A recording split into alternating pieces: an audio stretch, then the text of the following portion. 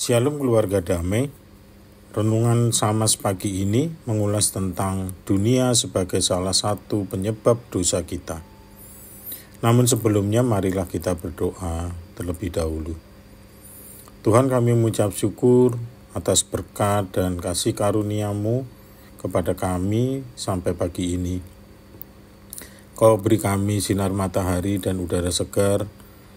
Kau beri kami kesehatan dan kehidupan yang baik hingga saat ini. Sertai kami dalam merenungkan firman Tuhan sebagai bekal bagi kehidupan kami hari ini. Dalam nama Yesus kami berdoa, amin. Jemaat damai yang dikasihi Kristus, mari kita awali perenungan kita dengan membaca firman Tuhan dari Roma 5 ayat 12 hingga 21, tetapi kita baca ayat-ayat yang terkait dengan tema ini. Ayat 12, sebab itu sama seperti dosa telah masuk ke dalam dunia oleh satu orang, dan oleh dosa itu juga maut, demikianlah maut itu telah menjalar kepada semua orang, karena semua orang telah berbuat dosa. Ayat 15, tetapi karunia Allah tidaklah sama dengan pelanggaran Adam. Sebab jika karena pelanggaran satu orang, semua orang telah jatuh di dalam kuasa maut, jauh lebih besar lagi kasih karunia Allah dan karunia-Nya yang dilimpahkannya atas semua orang karena satu orang, yaitu Yesus Kristus. Dan kasih karunia tidak berimbangan dengan dosa satu orang, sebab penghakiman atas satu pelanggaran itu telah mengakibatkan penghukuman. Tetapi penganugerahan karunia atas banyak pelanggaran itu mengakibatkan pembenaran. Supaya sama seperti dosa berkuasa dalam alam maut, demikian kasih karunia akan berkuasa oleh kebenaran untuk hidup yang kekal oleh Yesus Kristus Tuhan kita. Warga damai yang dikasihi Tuhan, dosa manusia secara pribadi berbeda dengan dosa asal, yang berasal dari ketidaktaatan dari satu orang, yaitu Adam atas perintah Tuhan di Taman Eden. Manusia memiliki kecenderungan untuk berbuat kejahatan atau jatuh dalam dosa. Dosa manusia secara pribadi yang dilakukan oleh masing-masing orang tidak terlepas dari dosa asal. Dosa yang dilakukan manusia secara pribadi sejatinya merupakan akibat dari dosa asal. Dosa manusia secara pribadi ini seringkali disebabkan oleh dunia.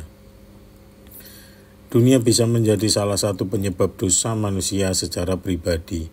Dunia dengan segala bergelimang keindahan hidup, hedonisme, memberikan iming-iming yang begitu indah dan menyilaukan bagi banyak orang.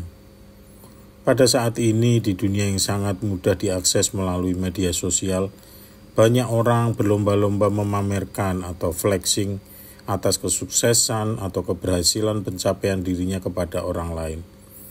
Mereka memamerkan hal-hal duniawi seperti pakaian, sepatu, makanan mewah, mobil, rumah, kekayaan, bahkan foto-foto di tempat liburan ke ujung dunia, atau ketika mereka berada di kursi pesawat atau kapal pesiar. Sang pemamer ingin semua yang dipunyai dan dicapainya dilihat dan dipuji orang lain. Sebenarnya tidak ada yang salah dari tindakan itu, jika hal itu tidak membawanya jatuh dalam kesombongan dan kecanduan. Namun jika membuat dirinya menjadi kecanduan dari pujian, kemewahan, dan kesombongan diri, serta menganggap orang lain menjadi tidak berarti, tidak berharga, dan lebih rendah dari dirinya, maka dia sudah jatuh dalam dosa. Dosa seperti inilah yang disebabkan oleh dunia. Sebaliknya bagi sang penonton, akan sangat mudah terbawa pengaruh negatif dari sang pemamer. Mereka menjadi iri dan ingin mendapatkan hal yang sama tanpa melihat latar belakang dan kemampuan pribadinya. Sehingga gara-gara hal itu hidupnya menjadi tidak seimbang dan mengakibatkan insecure atau rasa tidak aman dan anxiety, rasa kecemasan. Yaitu rasa cemas jika mereka tidak bisa melakukan hal yang sama dengan orang lain. Akibatnya untuk mendapatkan hal-hal yang tidak mereka miliki atau mereka kuasai, mereka tergerak untuk menempuh jalan pintas untuk mendapatkannya melalui hal-hal negatif seperti menipu, berbohong, mencuri, korupsi, bahkan terjebak hutang, bahkan pinjol. Semua itu dilakukan demi bisa menjadi orang yang bukan sesuai jati diri yang sebenarnya. Sama seperti sebelumnya, dosa-dosa seperti inilah sebagai contoh dosa yang disebabkan oleh godaan atau iming-iming dunia. Keluarga damai di dalam Tuhan. Di dalam Roma 5 ayat 15 mengatakan, tetapi kasih karunia Allah tidaklah sama dengan pelanggaran Adam. Sebab jika mereka karena pelanggaran satu orang, semua orang telah jatuh dalam kuasa maut. Jauh lebih besar lagi kasih karunia Allah dan karunia-Nya yang dilimpahkannya atas semua orang karena satu orang, yaitu Yesus Kristus. Dari ayat di atas, Tuhan menjanjikan kasih karunia Allah yang berlimpah kepada semua orang karena satu orang, yaitu Yesus Kristus.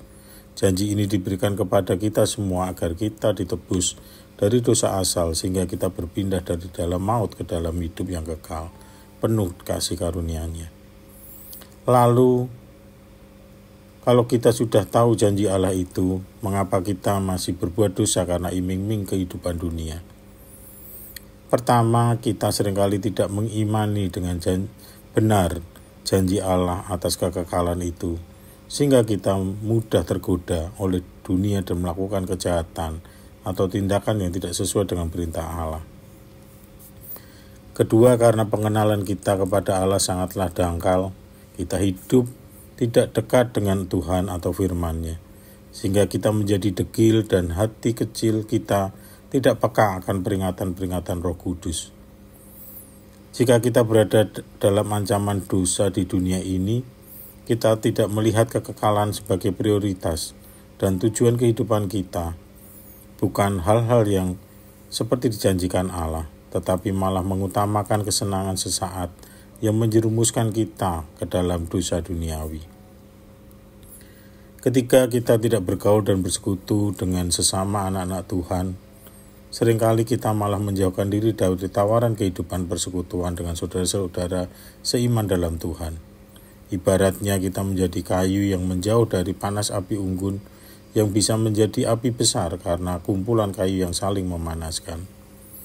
Dengan demikian, maka kita sangat mudah tergoda oleh iming-iming dunia yang membujuk kita untuk mencari kesenangan dan melupakan peran tubuh kita sebagai bait Allah. Sehingga banyak orang yang terjerumus ke dalam kegiatan yang merusak tubuh seperti mager, bermalas-malasan, tidak menjaga makanan sehat, merokok bahkan memakai narkoba, demi menjaga pertemanan dan rasa diterima oleh kelompok yang sesat itu. Karena kita jauh dari persekutuan orang-orang dalam Tuhan, maka tidak ada orang yang mengingatkan atau menegur kita atas dosa yang kita lakukan.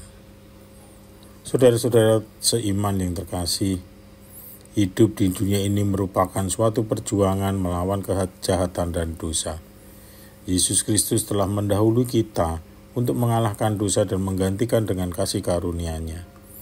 Sekarang Dia memperlengkapi kita dengan kekuatan Roh Kudus dalam hati kita. Sebagai orang Kristen, kita harus menyadari tujuan dan prioritas hidup menuju kekekalan atas kasih karunia dari Allah. Sehingga kita memiliki tameng atas tawaran dosa dari dunia ini. Marilah kita menjauhi dosa dan mendekatkan diri kepada Yesus, Sang Pembawa keselamatan. Mari kita berdoa.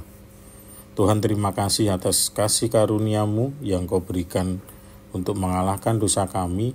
Jagai dan kuatkan kami agar tidak hanyut oleh godaan dan tawaran dunia yang menyesatkan dan membawa kami dalam dosa. Pakailah kami untuk menjaga kehidupan persekutuan dengan sesama agar bisa hidup saling menguatkan. Pakailah kami juga untuk mewartakan kasih karunia-Mu yang membebaskan dari maut dan menggantikan dengan hidup kekal. Dalam nama Yesus kami berdoa. Amin. Selamat menjalani hidup dalam kasih karunia dan damai sejahtera Tuhan. Yesus memberkati.